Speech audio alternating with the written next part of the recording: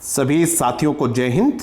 मैं आपका साथी डॉक्टर अशोक शर्मा एक बार फिर से आप सब लोगों के साथ English grade first, English grade second daily quiz at 3 best content.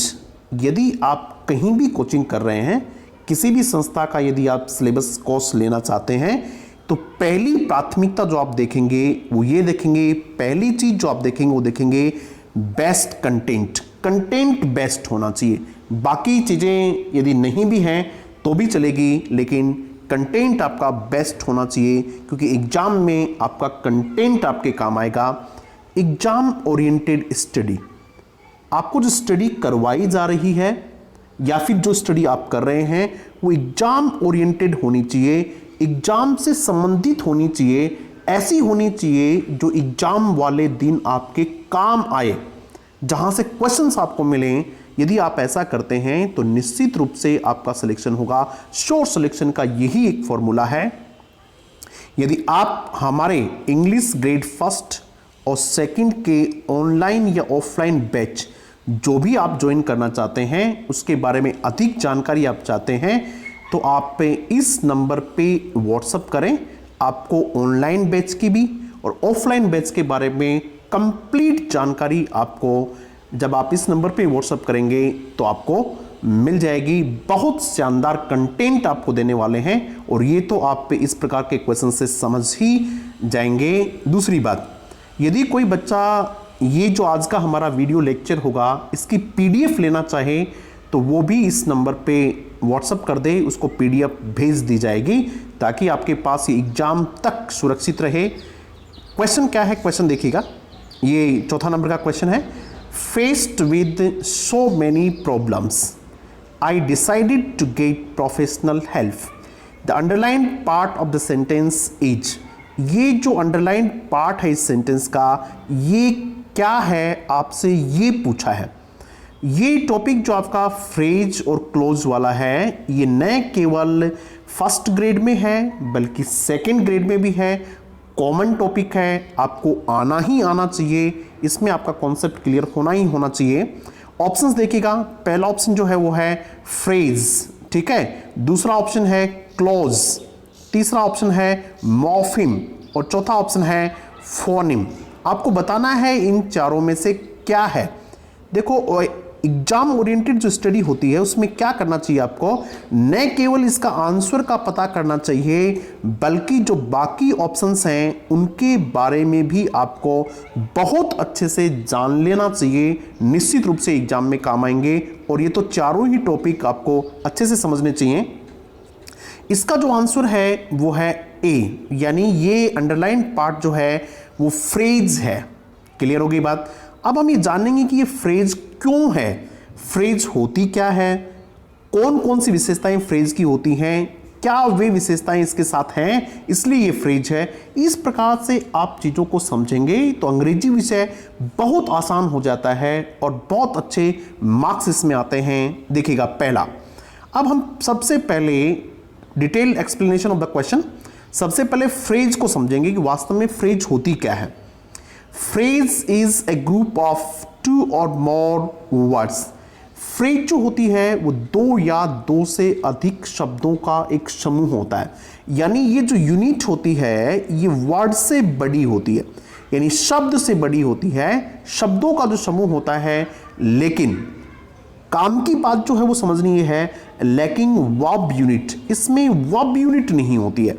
किसको छोड़ के, यदि मानो एक वर्बल फ्रेज भी होती है, उस वर्बल फ्रेज को छोड़ दें तो बाकी किसी फ्रेज में आपको क्या नहीं मिलेगी, वर्ब यूनिट नहीं मिलेगी। वर्ब यूनिट का मतलब ये होता है कि उसका अपना सब्जेक्ट नहीं होगा, उसकी अपनी वर्ब नहीं होगी, यानी वे शब्दों के समूह, शब्दों का वह समूह है जिसमें वर्ब नहीं हो, जिसमें क्रिया नहीं हो, जिसमें कर्ता नहीं हो, वो ग्रुप क्या कहलाता है, फ्रेज कहलाता है।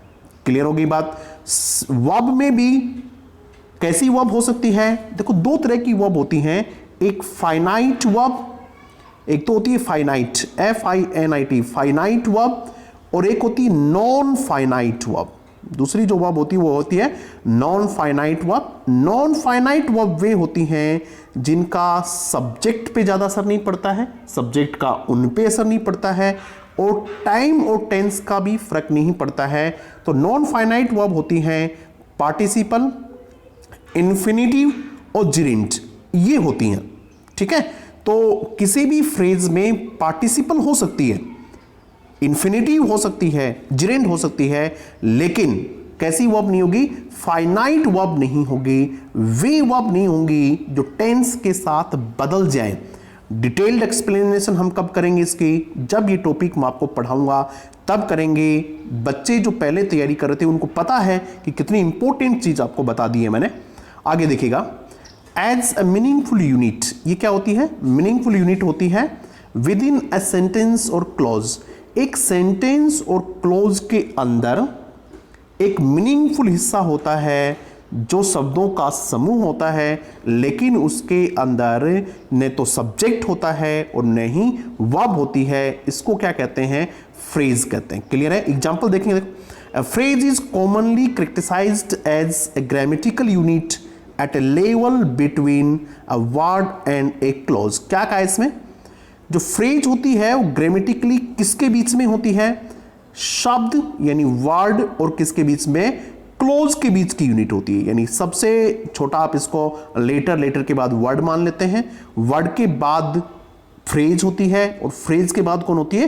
क्लोज होती है। तो इसकी जो हायरार्की होती है, इसका जो स्तर होता है वो किसके बीच में होता है? इन दोनों के वर्ड और क्लोज के बीच में होता है। क्लियर होगी बात ये? A phrase is बहुत इंपॉर्टेंट चीज है। Phrase is made up of A head word.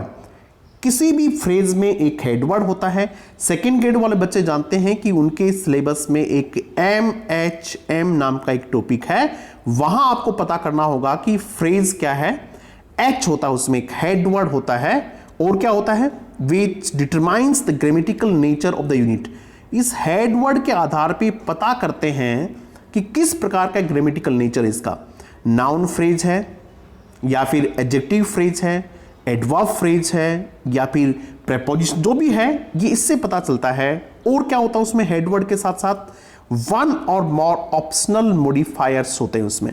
एक या एक से ज्यादा मॉडिफायर्स भी हो सकते हैं, नहीं भी हो भी सकते हैं। तो यानी फ्रेज में एक तो हेड वर्ड होता है और उसके साथ क्या हो सकते हैं? मॉडिफायर्स होते हैं। शब्दों का ग्रुप होता है जिसमें सब्जेक्ट और वर्ब नहीं होता है।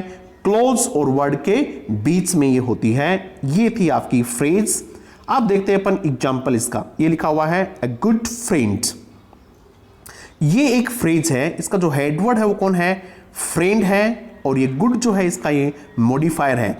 वेरी ऑनेस्ट, ठीक है, ये मैं बता दूं आपको नाउन फ्रेज है, ये एडजेक्टिव फ्रेज है। ऑनेस्ट इसमें हेड वर्ड है। कैसा ऑनेस्ट? Very honest. समझ में आ रही है? A big bright green garden, ये भी नाउन फ्रेज है। गार्डन इसका हेड वर्ड है और ये सारी चीजें इसमें क्या है? मॉडिफाइज हैं। तो ये सारी चीजें आपको समझनी पड़ेंगी सेकंड ग्रेड की तैयारी के लिए। फर्स्ट ग्रेड की तैयारी के लिए आपको इस प्रकार से चीजों को समझना होगा। अब देखो हम आते हैं कि ये फ्रेज कैसे है। ये जो हमारा है ये फ्रेज कैसे है? Faced with so many problems. देखो कहीं इसमें सब्जेक्ट नहीं है और ये जो फेस्ड वर्ड है एक्चुअली ये वर्ब तो है, लेकिन वर्ब ये पार्टिसिपल है। इस वर्ब का किसी सब्जेक्ट से कोई लेना देना नहीं है। और पार्टिसिपल जो वर्ब होती है वो नॉन फाइनाइट वर्ब होती है। और जो नॉन फाइनाइट वर्ब होती है वो फ्रेज में हो सकती है। यानी सब्जेक्ट कुछ भी हो, आई फेस्ट होगा तब भी आई फेस्ट, ठीक है, वी होगा तब भी फेस्ट, ठीक है, सी होगा तब, यानी ये सब्जेक्ट से और टेंस से बिल्कुल नहीं बदलती हैं। तो ये पार्टिसिपल है यहां, तो इसलिए क्या है? ये फ्रेज है। क्लियर होगी बात ये? क्योंकि इसमें कहीं सब्जेक्ट नहीं है। अब हम आगे बढ़ते हैं। दूसरा जो हमारा पॉइंट है वो है क्लॉज। क्लॉज क्या है? आप चाहे इनको मेरी डेमो क्लासेस भी मान सकते हैं कि भाई किस प्रकार मैं चीज़ों को एक्सप्लेन करता हूं, किस प्रकार मैं चीज़ों को समझाता हूं, मेरे कंटेंट का स्तर क्या है, आप इन क्लासेस से देख सकते हैं। और फिर जल्दी से जल्दी आप फर्स्ट ग्रेड सेकेंड ग्रेड के बैचेज हमारे यहां ज्वाइन कर सकते हैं। दूसरा देखिएगा, इसमें दूसरा जो पॉइंट है वो है क्लोज। तो क्लोज क्या होता है? क्लोज होता है ग्रुप ऑफ वर्ड्स, जैसा कि फ्रेज भी है, फ्रेज भी ग्रुप ऑफ वर्ड है, क्लोज भी। कंटेनिंग, इसमें होता है सब्जेक्ट एंड, एक सब्जेक्ट होता है एंड प्रेडिकेट। प्रेडिकेट को आप यहाँ वर्ब मान लें कि इसमें सब्जेक्ट, और वैसे आप जानते हैं प्रेडिकेट सब्जेक्ट के अलावा जो सारी चीजें होती हैं वो प्रेडिकेट होती हैं। प्रेडिकेटर वर्ब को कहते हैं, यानी इसमें सब्जेक्ट और वर्ब होती है।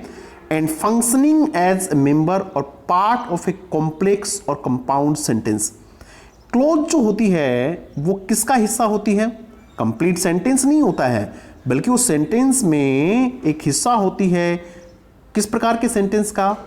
कॉम्प्लेक्स और कंपाउंड जो प्रकार के सेंटेंस होते हैं उन सेंटेंसेस का एक हिस्सा जो होता है वो क्या कहलाता है?